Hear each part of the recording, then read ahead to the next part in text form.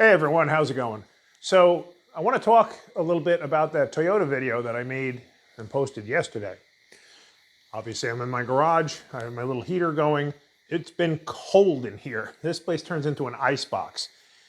Anyway, I want to talk about that Toyota because there were so many questions in the comments about that particular video. If you see me looking off to the side, I have a whiteboard over here because I can't for the life of me remember everything that I want to talk about. So sometimes I have a whiteboard so I can write stuff on it. Let me show you real quick. There you go, just so you see. So this way I remember. So if you see me looking to the side, that's why. So the Toyota Tundra. A lot of people ask me, how do I handle a customer in a situation like that? Well, luckily the customer in this situation was a very understanding, very reasonable person. She's a regular customer and she came in for a timing belt replacement because it was due for it. Some of the comments I had gotten were, oh, so I guess the timing belt didn't fix the problem?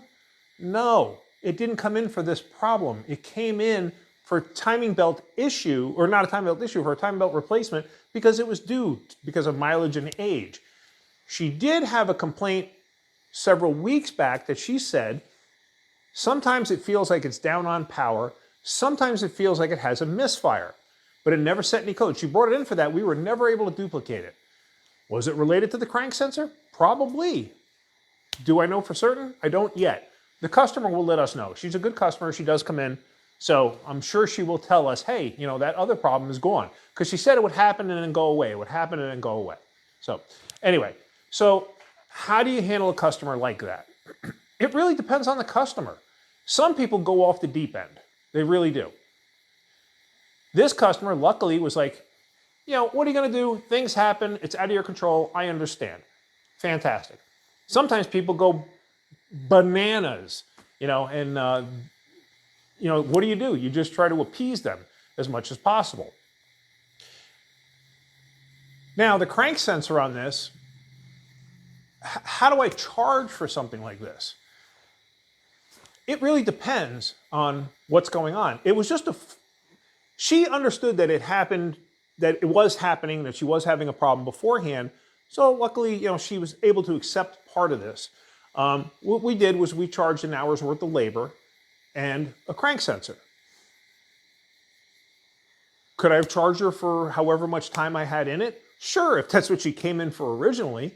But you know, it happened while it was there. You know, we did the timing belt. We road tested it. Everything was fine. Everything was great. We parked it. There was no issues. It had no codes in it from the previous time. We did look to see if there was a cam crank correlation relearn or something along those lines. There isn't, not in that vehicle. We had parked it. She came at the end of the day to pick the vehicle up. It wouldn't start. What the heck is going on? Of course, everybody was gone except Robert. He was still there. So he goes out there, wouldn't start. It would like start and like, it would like putter, like want to start, almost like it was running out of fuel. But it wouldn't start. Okay, what the heck is going on? So he left it sit there until the next morning. Jaden comes in. He was the first one there. So Rob says, hey, can you take a look at that and see what's going on? It won't start. He goes out there, bang, starts right up. Okay, he takes it for a road test. No problems. Pulls it inside. He just double checks everything just to make sure he, you know, maybe something got left loose or, you know, like a connector or whatever. He couldn't find anything. Scanned it for codes. No codes. Okay. So he parks it. Around lunchtime, Robert goes, he takes it for a ride, no problems, parks it. Customer comes in at 4:55. Won't start. It won't start. Like, what the heck is going on?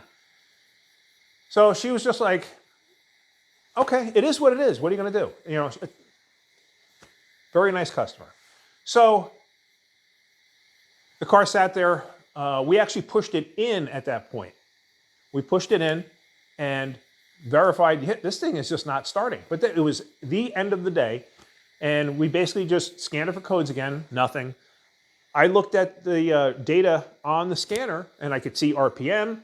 I could see, you know, the stuff that we needed to see. I could see it all. No big deal. Hang on one second. I have a heater over here, and it's getting to be hot, so I'm just shutting it off. It's a propane heater.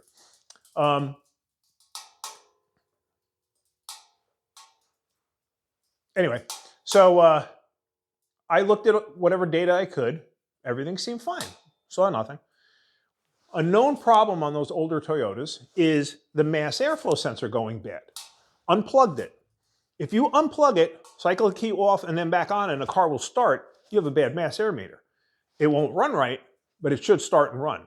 Wouldn't start and run. It would start like, as you're cranking, it would just start, and you let go of it, and it would like just basically die out. So if you kept holding it to crank, it would like start, but then it would go back to cranking, if you know what I mean. Like it would just, but then keep cranking. And it would do that like every time. Okay. So like I said, it's the end of the day. We're getting ready to go home at this point. Spent a little time with it. Couldn't really see anything out of the ordinary. Okay. So the very next day, I start looking at this thing. Now you got to remember, when you're trying to test something like this, and I can't really make a video on something like this because I'm in an active shop. Is it called an active shop? We're in a production shop, basically. So it's like, I'm going to be looking at this, but we have other things that were already scheduled to come in that day. So it's like, I had to keep stopping what I was doing to do those things. I also had 2 other cars that just went completely sideways. And I still have the Nissan that I'm looking at, trying to figure out what's going on with that. And that's another one that's a cold weather related issue. And exactly what's going on there, I'm not sure because I keep losing communication. So but it's like for such a short period of time, it's like trying to figure it out, who knows. Anyway, so that's a reason I can't make a video in regards to diagnosing something like this. What did I do to diagnose it to get to that point? It's impossible to make a video. Absolutely impossible. But what I wound up doing was I went and I pulled the spark plugs out because we did put spark plugs in it. Could we have a bad set of spark plugs? It's possible. I have seen that in the past. Pulled out spark plugs. They were fouled. You saw it in that other video. They were fouled out. They had 50 miles on them in total. If that, probably 20 miles. They were completely fouled out. So it's like, all right, is it possible we just have bad plugs? Anything's possible. Got another set of plugs, put it in. Nope, didn't fix nothing. All right. Once again, I'm on the scanner. I'm looking at stuff like that. I'm cranking it. Everything seems fine. Okay. I put the fuel pressure gauge on it. Now on those, you have to open up the line and you put the gauge in between. Basically, it's running in the line itself. It doesn't have a Schrader valve or anything else. So you actually have to take the line apart, put this and jump it in between the lines. So now the fuel is going through the pressure tester and then into the vehicle. Pressure was where it's supposed to be. I'm like, okay, well, what the heck's going on here? Because it acts like it's running out of fuel. Because every once in a while, you could just get it to start and it would stay running and you gave it gas and it would like pop through the intake and then shut off.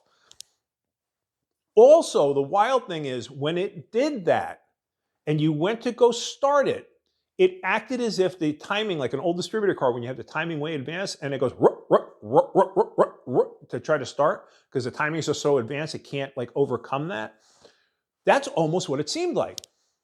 But then it would stop doing that. So I'm like, what the heck is going on here? All right, take the covers off, check the timing belt. Everything's fine. So I'm like, all right, put a spark tester on it. Now, back up just a little bit. I deadheaded the pump too. What does that mean? That means I took the fuel line that comes up from the pump and I put the gauge directly to that line. I wanted to see what the actual pressure was directly from that in case I was getting a wrong reading or something like that. I was curious just to see how much pressure could that pump actually make. And it was going like 75, 80, something in that range. 70 to 80, something in that range. So that was all fine. Anyway, pulled out one of the coils. Oh, and that's another thing too. During this period of time, every once in a while, it would set a cylinder number 5 or ignition coil number 5. It would set some kind of I don't remember what the code was. It would set a code, basically like an electrical code, saying that there was a problem with the actual coil. Could it be that one single coil is taking this whole thing out? Anything's possible. I've seen weirder things. I got a coil for it, just for poops and grins. Stuck a coil in there, of course, no change. Okay. So now I'm checking spark, and I'm checking spark, and while it's cranking, during that period of time when you first started cranking it, like I said, it would kind of want to start, like it would start momentarily, but then die out. Not like the security system was kicking in, but just like it was running out of fuel, like it just had enough fuel to make it run. And we did try spraying through the intake and stuff like that with carburetor cleaner just to see if it would do anything. It didn't change anything. But while I had Jaden cranking it, I said, just hold it on crank, even if it starts, because they would start and he would like let go of it. And I was like, no, just hold it on crank. So you would hold it on crank, and I was watching the light on the spark tester. And I noticed it would flash bright when it started, and all of a sudden it would go very dim. And sometimes there'd be nothing there. So I'm like, that is weird. Now, I had already ohmed out the cam sensor and the crank sensor, and they ohmed out fine. The crank sensor was like, I don't remember what the scale was, if it was 1,000 to 3,000 ohms or whatever, and it was at like 2,700 ohms, something along those lines. It was still within spec. So I'm like, well, cam sensor can also control spark, but I got a funny feeling it's a crank sensor. I did not put a scope on it. I should have. I didn't have the time. Like I said, we're in a production shop and we have cars there. So it's just like, get me a crank sensor. Let me put a crank sensor in. Now, this kind of crank sensor is not adjustable, and there was no rust buildup or anything where this crank sensor went. It goes into the aluminum housing. It wasn't disturbed doing the timing belt. It doesn't have to come out or anything like that, just so you guys are aware. I put the crank sensor in and things started right up and ran fine. Absolutely fine. So what exactly happened? I don't know. So like I said, there was no codes, no nothing. I still have the sensor. Brian Miller made a very good point. He said, ohm it out when it's warm, stick it in the freezer, let it sit in the freezer for an hour, then take it out and ohm it again, just see what your difference is. I'm like, I didn't think of that. Yes, I've done that before. Very good point. Just to see what your differences are. Because sometimes you have an intermittent weird problem that could cause it. We did use an aftermarket crank sensor. I couldn't get a factory crank sensor that day. I couldn't get it till next week, actually. And a customer would like their car back, you know?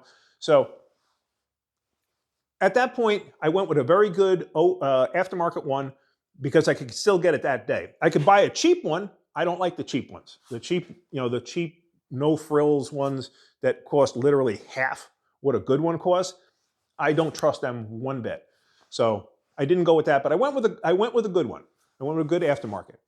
As far as the comments go, I do read all the comments. It's time consuming. I do read all the comments. When we're driving, Meg will read them to me. I cannot answer every single comment. If I was to do that, it would be a full-time job just answering comments. There's so many of them. So basically what this boils down to is try to find a mechanic you can trust. Because you know what? I know a lot of guys out there would have loaded the parts cannon and put coils in it, put a throttle body on it, put a mass air meter in it, cam sensor, crank sensor. We wound up putting one crank sensor in. I tried plugging in that coil, but I didn't leave that coil in there because here's the thing, it never set that code again. I took it for a good road test. It never set the code again. Why it was setting it for cylinder 5? No clue. I don't know. I really wish I had an answer for you. And I wish I had more time to spend showing you how I diagnose certain things. This one was kind of like, it's some experience, hey, remember my truck? It turned out to be the cam sensor tone ring, but that was causing a weirder problem. Usually when a cam sensor dies out or is not reading correctly, usually you'll get a start immediately. I'm sorry. Usually you'll get an extended crank and then it'll start. But then like my truck, it won't rev beyond a certain RPM. This thing just wouldn't even start. And she said when she was driving it those times and she was having a problem, it almost felt like it had a misfire, but it never set codes, nothing. So it's like kind of, where do you go from there? So anyway, I kind of wanted to explain all of that just so you guys know what's going on with that. So yeah, so that's pretty much going to end this. As you see, I am in the garage. I am starting back up on the projects. I'm going to be starting up on the Camaro engine shortly. I just had to straighten out some stuff in here. And like I said, it is freezing in here. I don't know if you can see my breath. It's green, right? Oh, you can start to see it. It's golden here, but I had to turn the heater off. Yeah, so that's pretty much it. Yeah, guys, keep leaving the comments. I do read them. Like I said, unfortunately, I cannot answer every single one of them because it just becomes a full-time job. All right, that's pretty much it. So I hope you got something out of that. I hope you understand my reasoning behind things. So, all right, well, that's it. All right, guys, have a great day. Keep wrenching.